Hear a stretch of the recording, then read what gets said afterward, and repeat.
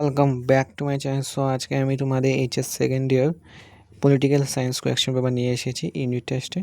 So question পেপারগুলো একবার দেখে নাও, তোমরা আপকামিং বোর্ড এক্সামে তোমাদের অনেক বেনিফিট দিতে পারে। সো কোয়েশ্চেনগুলো দেখো। কোন রাষ্ট্রের পতন দ্বিতীয় বিশ্ব পতন হিসাবে পরিচিত?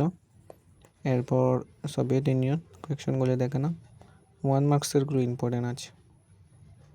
অস্ট্র চুক্তি। এরপর 2 মার্কসেরগুলো দেখে নাও, মুক্তদার নীতি, ব্যাংকক ঘোষণাপত্র এইসবই এসেছে। সোভিয়েত সঙ্গে ব্যাংকের দুটি কারণ। 4 মার্কের আঘাত নিরাময়ের রাজনৈতিক পরিণতি উল্লেখ করো। সোভিয়েত সঙ্গে পতনের ফলশ্রুতি সমূহ কী কী? এরপর সোভিয়েত ব্যবস্থাতে সোভিয়েত সঙ্গে মানুষ কেন অসন্তুষ্ট ছিল না?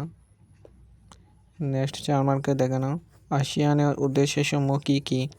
চীন দেশে অর্থনৈতিক সংস্কার সকল শ্রেণীর জনসাধারণকে অন্তর্ভুক্ত করাতে সক্ষম ছিল কি?